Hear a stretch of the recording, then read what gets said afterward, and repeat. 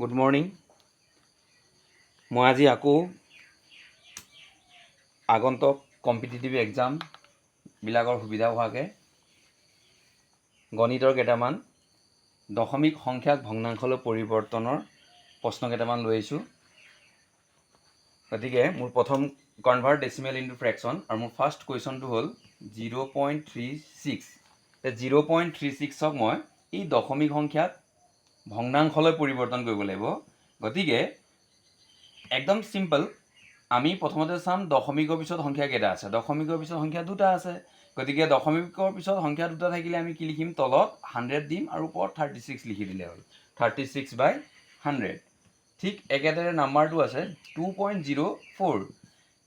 ইয়াত চোৱা, ইয়াতো দশমিকৰ পিছত সংখ্যা দুটা আছে। গতিকে আমি আমাৰ তলত হৰ আহিব 100 আৰু ওপৰত হ'ব 204। Question number 3 0.0075। একেধৰণে দশমিকৰ পিছত চোৱা সংখ্যা কেইটা আছে, চাৰিটা আছে।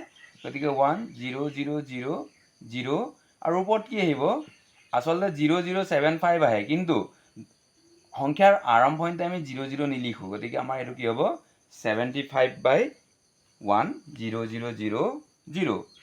Next question number 4 8.324।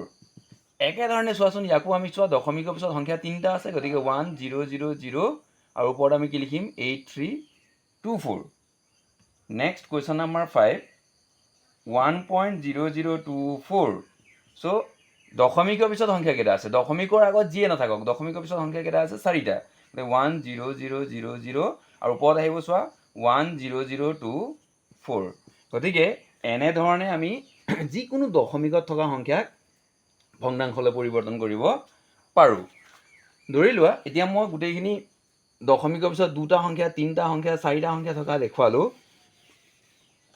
ধৰি লোৱা আমাক 0.1 দিলে, এই সংখ্যাটোক আমি দশমিক সংখ্যাক ভগ্নাংশলৈ পৰিৱৰ্তন কৰিব লাগিব। গতিকে ইয়াত দশমিকৰ পিছত সংখ্যা কেইটা আছে, এটা আছে। গতিকে তলত 10 আহিব আৰু ওপৰত কি আহিব 1 আহিব।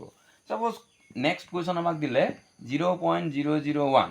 0.001, তেতিয়াহ'লে আমাৰ ইয়াত দশমিকৰ পিছত সংখ্যা কেইটা আছে, তিনিটা আছে। গতিকে 100 আৰু ওপৰত কি আহিব, অনলি 1 আহিব। এই দশমিকৰ পিছত 00 থাকিলে আমাৰ নিলিখিলেও হয়। ঠিক আছে, ধৰি লোৱা 0.1001 দিলে, এই সংখ্যাটোক ভগ্নাংশলৈ পৰিৱৰ্তন কৰিব দিলে। এতিয়া আমি চাম দশমিকৰ পিছত সংখ্যা কেইটা আছে, চাৰিটা। 1000 আৰু এটা 0, আৰু দশমিকৰ পিছত কি আছে 1001 লিখি দিলোঁ, হৈ গ'ল। এনেধৰণে আমি দশমিক সংখ্যাক ভগ্নাংশলৈ পৰিৱৰ্তন কৰিব পাৰোঁ। গতিকে ছাত্ৰ ছাত্ৰীসকল, দশমিক সংখ্যাক ভগ্নাংশলৈ পৰিৱৰ্তন কৰা আমি শিকিলোঁ।